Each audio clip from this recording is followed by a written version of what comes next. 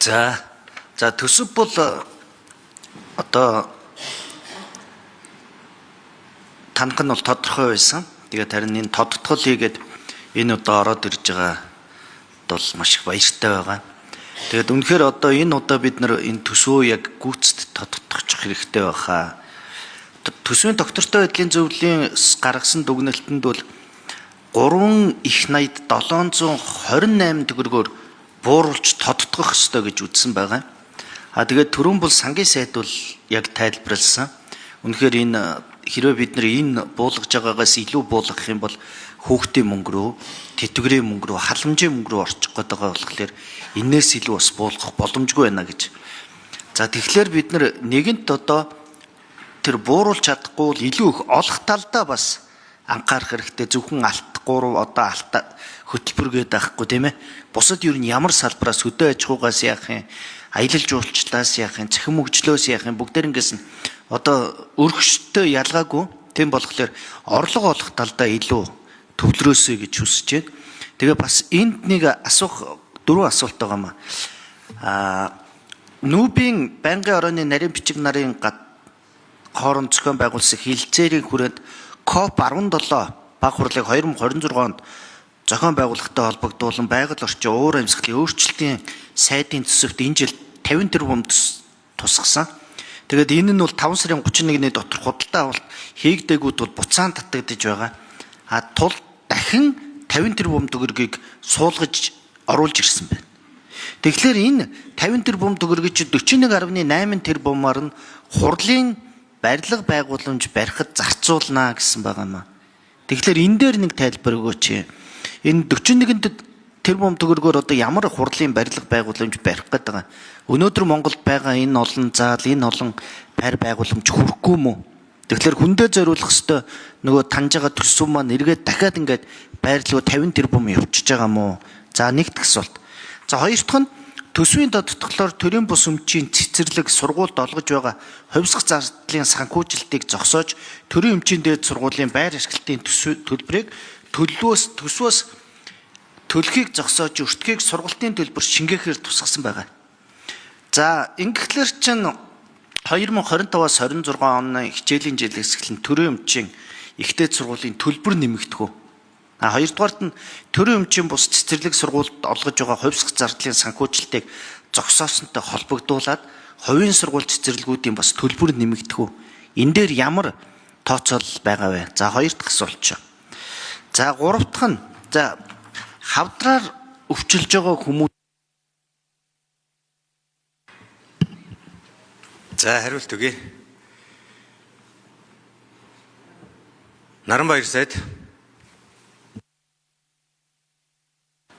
За баярлалаа. Тэгэхээр энд удаагийн төсвийн энэ тодтголын тэр их хурлын дагж гарч байгаа тогтоол дотор энэ хоёр заалт орсон байгаа.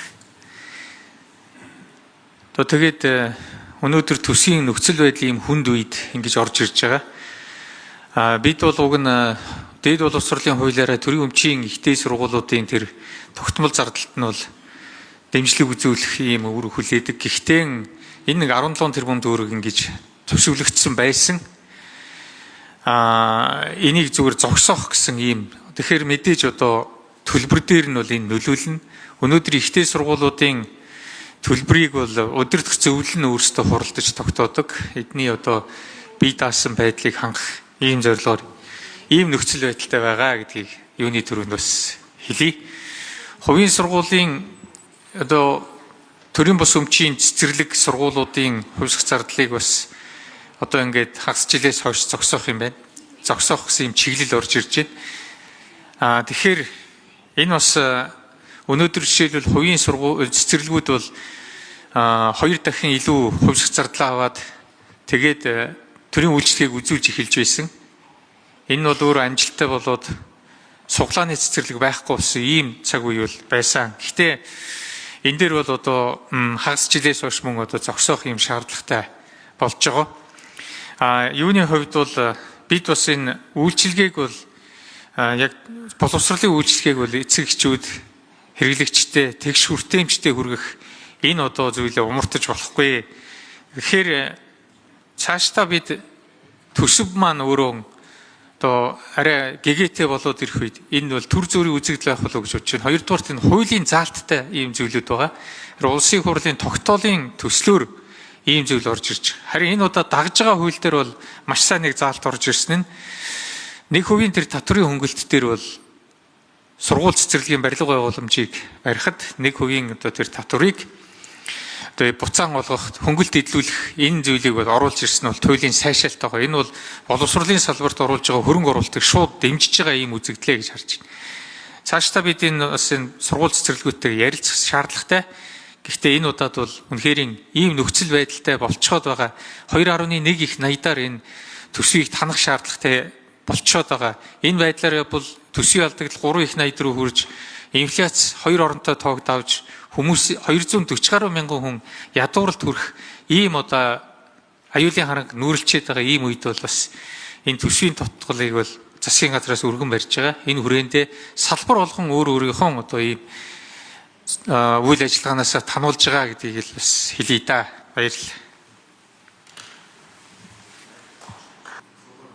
За, болдын чухлын сайд хариулт өгье. За, асуулын шинэ асуултанд хариулъя. За, КОП маань ийм юм байгаа шүү. Асуулын шинэ маш харамсалтай зүйл болсон. Энэ сая одоо 535 тэрбум төгрөгийн хөрөнгө оруулалт татуулна гэдэг бол хайрын төсөв шүү дээ. Нодлон хэдүүлээ яаж эдэм ингээд батллаа та тэгээд худалдаа авах ажиллагаа хийгдэж чадаагүй амжилтгүй болсон. За, тэрэн дотор ингээд энэ орцсон юм байна. За, тэгээд одоо энэ олон улсын өмнө одоо бидний маш хариуцлагатай ийм ажил болж байгаа. За, сая гадаад айлчлалын хоёроо ерхийлэгч мөн энэ асуудлыг одоо бид хийнэ. Ерхий сайд ч гэсэн мөн одоо нэгдсэн үндэсний байгууллагын өмнө бол амжилттай хариуцлагатай хийнэ гэдгийг амлацсан. За, одоо ингээд хийгээсээр арга байхгүй. Нэгэнт тулцсан юм чинь. Тэгээ 50 тэрбум төгрөгөө бас голоод байгаа шүү энэ төсөл маань. Энд чинь хаанаач хүрэхгүй байна. Нэмж өгөө гэд. За, одоо төсвийн орон зай боломж маань энэ байгаа. За, энийг одоо буцааж тавихаасаар арга байхгүй. За, одоо Батбаатар